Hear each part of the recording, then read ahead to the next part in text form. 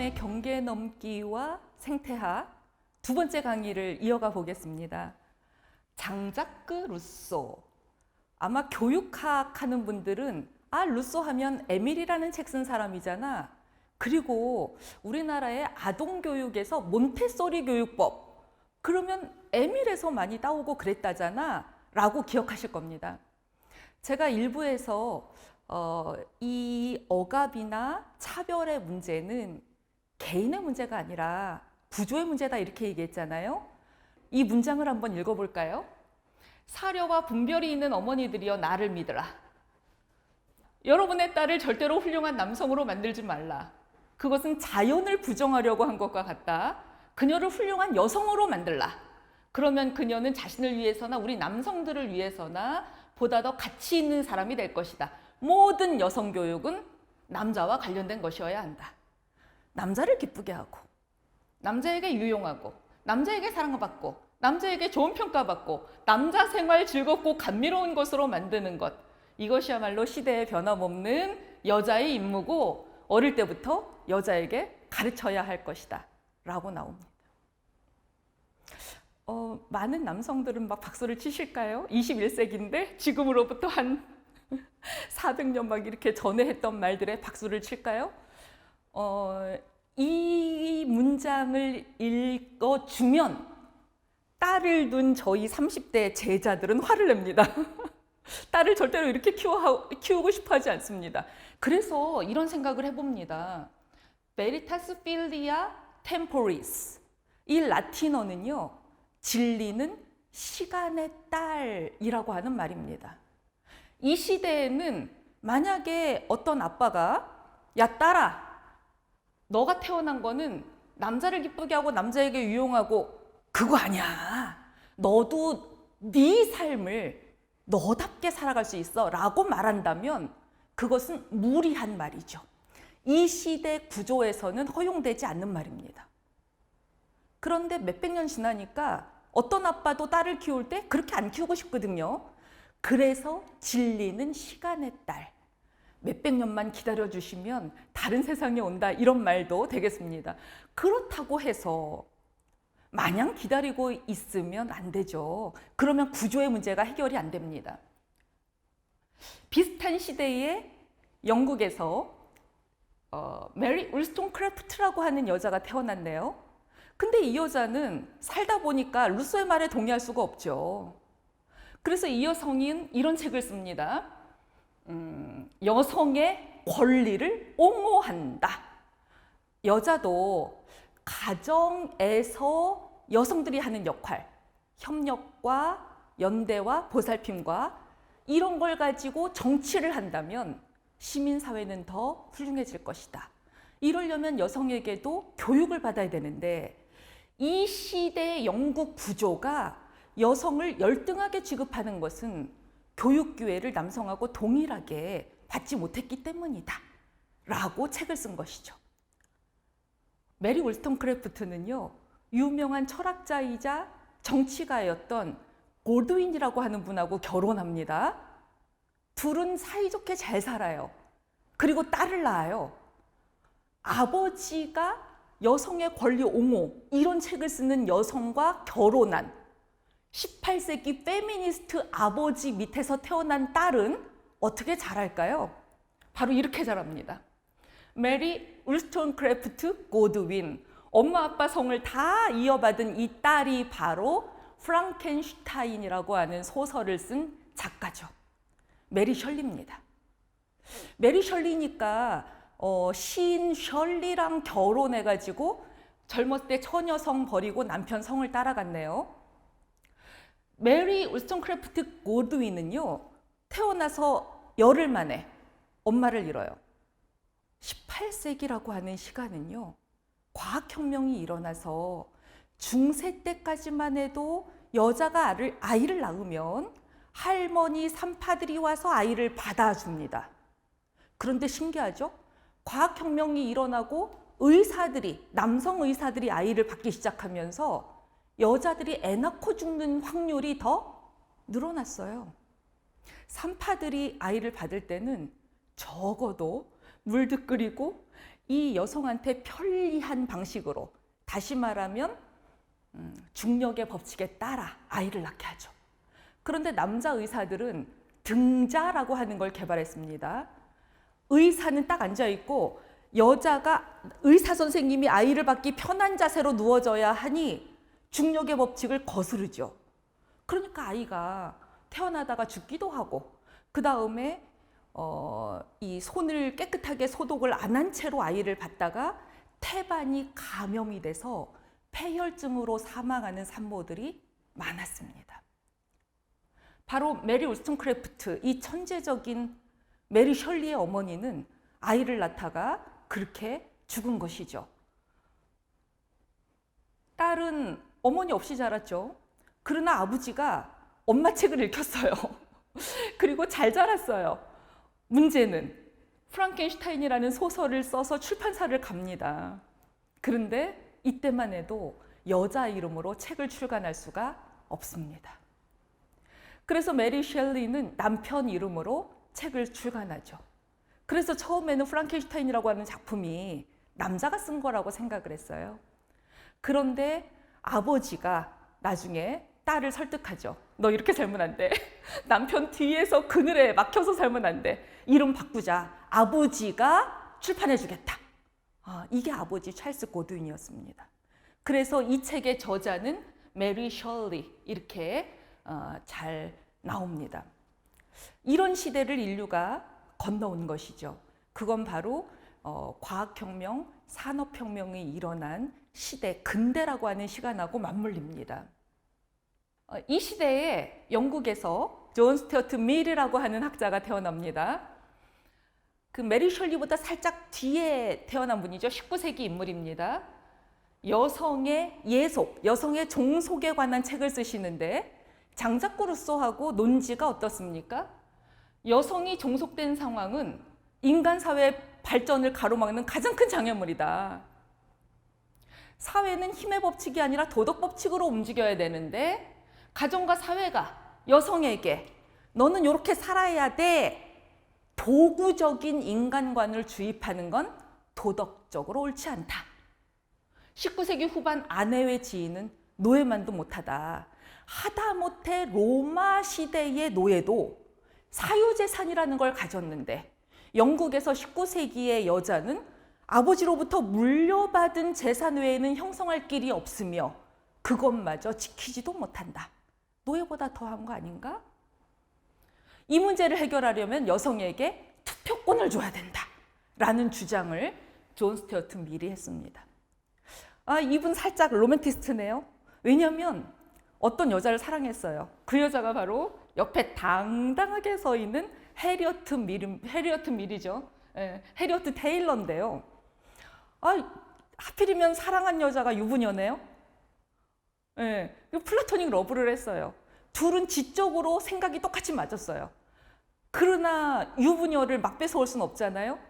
존 스튜어트 밀은 이 여성의 남편이 돌아가실 때까지 기다렸습니다. 그래서 21년을 무려 짝사랑을 하다가 둘이 맺어졌죠. 그래서 해리어트 밀하고 둘이 같은 사상으로 새로운 시대를 열어가는 많은 이야기들을 남긴 부부가 또 존 스튜어트 밀이기도 합니다. 이 시대의 영국도 차분차분 여성 참정권이라고 하는 길을 향해서 가고 있었구나라고 하는 걸 우리가 깨달을 수 있습니다. 다시 말하면 이때까지만 해도 여자는 투표권이 없어요.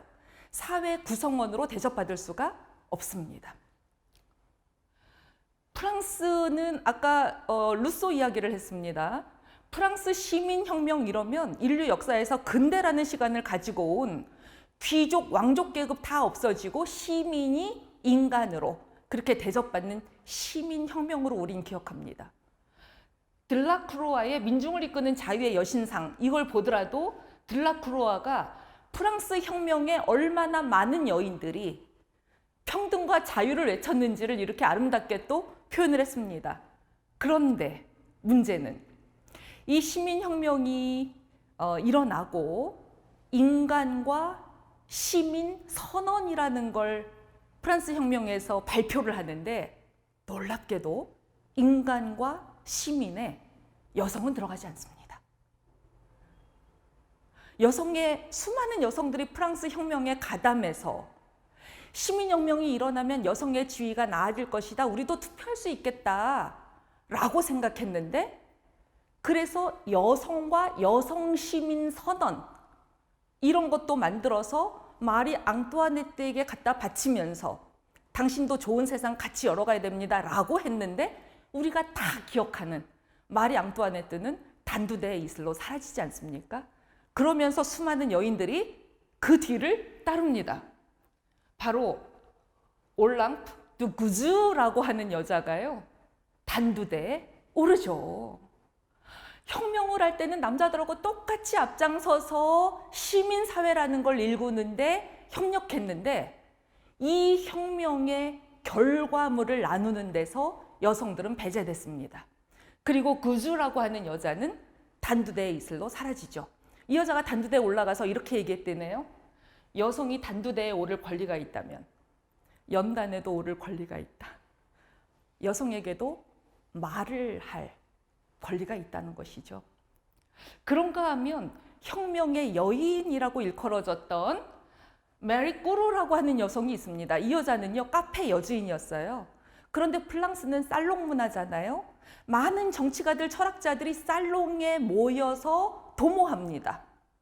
이 여성의 살롱이, 카페가 그런 아지트가 됐던 것이죠.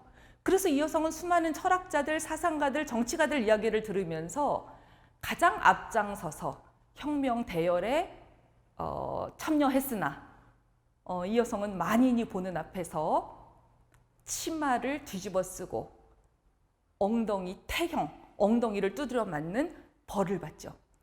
이 수치와 굴욕을 당한 다음에 이 여성은 미칩니다. 그래서 정신병원에서 생을 마감합니다. 그래서 우리는 프랑스 혁명이라 그러면 여러분 다 기억하시는 빅토르 위고의 장발장, 이런 사건도, 이런 소설도 그 시대를 통과한 소설이기 때문에 기억하시면 좋지만, 잊혀진 이 두 여성도 한번 기억을 하시면 좋겠습니다. 구주와 메르꾸르라고 하는 여성입니다. 그러면 여자들은 언제부터 투표를 하기 시작했을까요? 미국에서는 와이오밍 주에서 먼저 투표권이 허락받았고요. 차츰차츰 모든 주로 퍼져나가서 20년대에 이르면 여성에게 투표권이 허락이 됩니다. 뉴질랜드, 호주 쭉쭉쭉 옵니다. 아까 우리가 봤던 영국에 존 스튜어트 밀도 있었잖아요. 해리엇 테일러도 있었잖아요. 그리고 메리 셜리, 메리 울스톤크래프트, 영국은 1928년입니다. 프랑스는 식민혁명이 있었음에도 그로부터 몇백 년이 지나서야 1945년이 되어야 여성들이 투표권을 행사할 수 있었습니다. 그러면 우리나라는 언제부터 이런 논의를 할 수 있었을까요?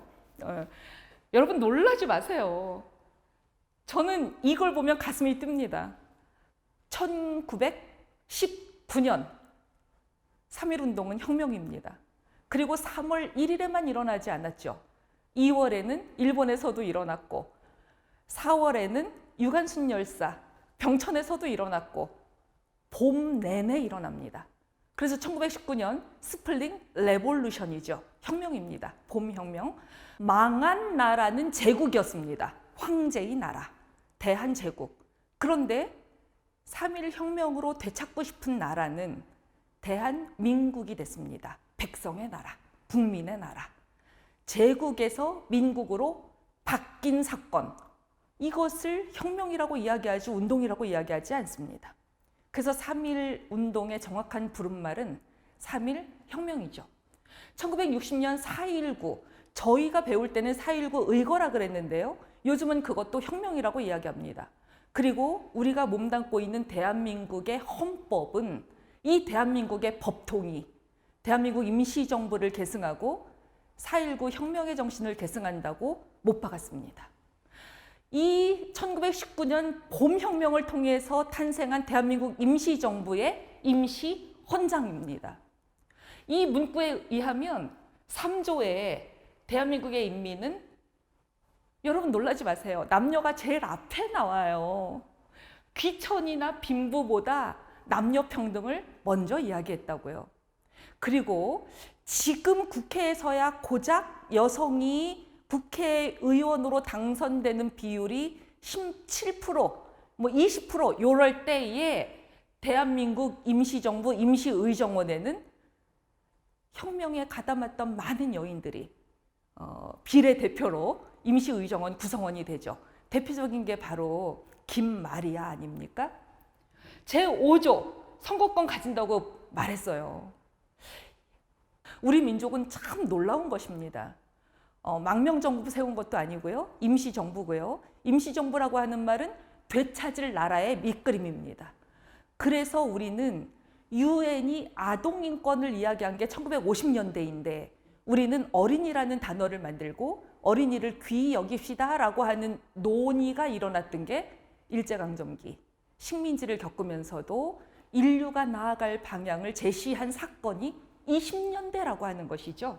그래서 대한민국 국민들은요, 교육을 받을 때도 개인이 잘 먹고 잘 사는 문제 이렇게 가르치지 않잖아요. 우리는 단군의 후손이기 때문에 홍익인간 제세 이화라고 가르칩니다. 널리 사람을 두루 이롭게 하는 민족입니다. 그럼에도 불구하고 페미니즘의 역사를 조금 더 들여다봐야 되겠습니다. 1950년대까지만 해도 전 세계가 전쟁의 시기였죠. 세계대전입니다. 우리도 두 차례의 세계대전에서 식민지를 당하고 있습니다. 이런 시간 속에서 프랑스에서 드디어 시몬느 드 모부아르라고 하는 분이 나타나네요. 그분의 남편은 누구셨나요? 장폴 사르트르입니다. 철학자 부부가 나타나셔서 시몬느 드 모부아르 이분이 제2의 성이란 책을 썼죠. 남자는 퍼스트 섹스, 태어난 해부학적 구조가 그를 1등으로 만들고 여성은 태어난 해부학적 구조 때문에 2등 시민으로 늘 밀려야 해. 이런 문제 제기를 합니다. 남편하고 굉장히 그 미래적 부부 형태를 유지한 것이 바로 계약 결혼으로도 널리 알려져 있죠. 두 분이 실존주의 철학자 부부였습니다. 이 책을 다 읽고 나면 이런 결론에 도달합니다. 여자는 여자로 태어나는 것이 아니라 여자로 만들어질 뿐이다. 이러면서 이른바 두 번째 페미니즘 물결이 거세게 일어납니다. 사상이라고 하는 건 시대적 동시성이 있어서 프랑스의 이 화두를 미국 여자가 받아들죠. 그게 바로 베티 후리단입니다. 세계대전 끝나고 남편들이 돌아왔습니다. 세계대전 시기에는 마릴린 먼로 같은 여배우 몸이 좋으시거든요. 먼로는 결코 사사 사이즈가 아니에요. 미인의 기준은 이 자기의 그 삶을 스스로 꾸려나갈 수 있는 아주 건강미 이런 거였죠. 이런 시대인데 전쟁 끝나고 남자들이 돌아와서 공장에 이제 어떻게 됩니까? 남성 노동자들 일자리를 줘야 되잖아요. 여자들은 다 가정으로 다시 돌려보냈습니다. 이러면서 여성들의 신체는 말라가기 시작했죠. 그리고 수많은 가전제품들이 막 나오기 시작합니다. 이제 여자들은 손으로 빨래하지 않아요. 세탁기 돌립니다.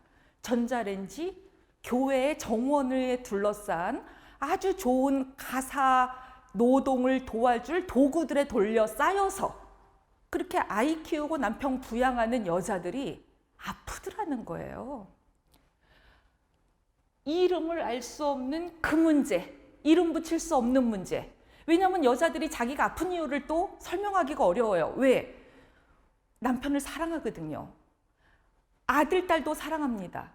자녀를 양육하고 현모양처로 남편을 잘 복양하고 근데 내가 왜 아픈지를 말하는 것은 죄의식이 드는 거예요.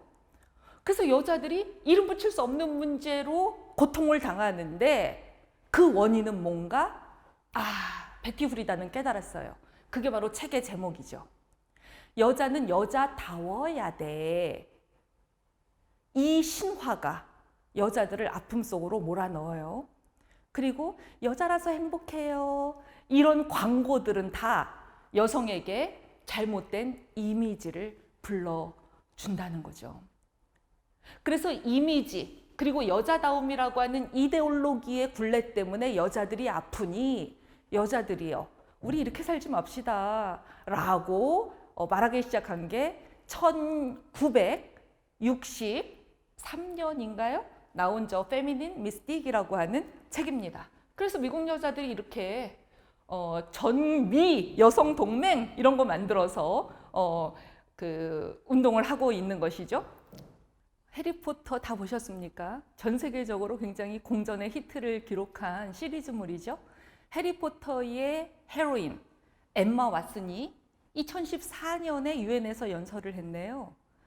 21세기로 접어들면서 경제 구조가 신자유주의 지구화 경제 시스템으로 돌아서고 무한 경쟁이라고 하는 말들이 난무하면서 일자리가 급격히 줄어들었죠. 그래서 사실은 페미니즘 문제는 제가 그 지난번 강의에서 진리는 시간의 딸 이렇게 말씀을 드린 것처럼 딸이 태어나거나 그러면 저절로 페미니스트가 됩니다. 이런 상황 속에서 사실은 엠마 왓슨이 유엔에서 차별 없는 세상 그리고 딸이 행복한 미래를 함께 꿈꾸는 모든 사람의 이름이 바로 페미니스트입니다 라고 말을 한 것입니다. 자기의 정체를 연예인이 배우가 나는 스스로 페미니스트입니다 라고 드러냈다고 하는 이 사건이야말로 여전히 페미니즘이 우리 사회에 필요하고 그리고 페미니즘은 남자 여자 모두를 행복하게 하는 그런 그 사상 체계라고 하는 걸 확인할 수 있는데요. 어떻게 보면 경제가 어려워지면 가부장제로 더 힘든 것은 남성들입니다. 혼자 다 경제를 책임져서 부모 부양하고 자녀 부양하고 부인 먹여 살리고 이런 거보다는 부인하고 나란히 같이 활동을 하면서 자녀도 양육하고 이렇게 하기를 원하잖아요. 그래서 사실 페미니즘의 첫 번째 수혜자는 어떻게 보면 남성이죠. 그런데 지금 당장 이제 살기가 힘들고 노동이 유연해지고 비정규직이 양산하고 잉여 세대라고 하는 말이 난무하고 이런 세상에서 여성과 도대체 여자들이 무슨 차별을 당하고 억압을 당한다는데 여전히 페미니스트가 필요하냐라고 생각할 수 있겠습니다. 그러나 제가 그 첫 번째 강의에서 말씀드린 것처럼 이것은 개인의 문제가 아니라 구조의 문제인 거죠. 그래서 그렇게 생각하는 남성 개인을 저는 문제가 있다고 보진 않습니다. 다만 지금 신자유주의 지구와 경제라고 하는 구조가 모두를 희생자로 몰아간다고 하는 사실을 기억할 필요가 있는데요.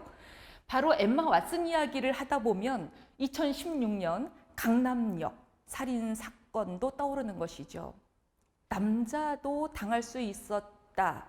그래서 이것은 여성에 대한 사례가 아니다라는 반론도 당시에 있었습니다만 수많은 이 포스트잇들 5월 17일 그녀가 죽었고 여자인 나는 오늘도 우연히 살아남았다. 이것이 함의하는 게 무엇일까요? 여전히 우리 사회는 여성에 대해서 그 정치적인 차원에서 사회 문화적인 차원에서 여성들이 차별과 억압으로부터 조금 더 벗어나야 할 필요들이 있다는 것이죠. 페미니즘은 이렇게 여러 인종을 만나서 계급을 만나서 계속해서 경계를 넘어가고 있습니다. 그리고 1960년대에 나왔던 책들, 그것이 페미니즘의 두 번째 물결을 일으키면서 전세적인 흑인 해방운동, 제3세계 해방운동, 그 라틴 아메리카 해방운동 이런 계급 인종 문제들과 더불어 페미니즘 문제는 20세기의 가장 핫한 주제가 되었던 것이죠. 이렇게 2강을 마무리하고 3강에서는 페미니즘이 또 한 번 어떤 경계를 넘어가는지 다뤄보겠습니다.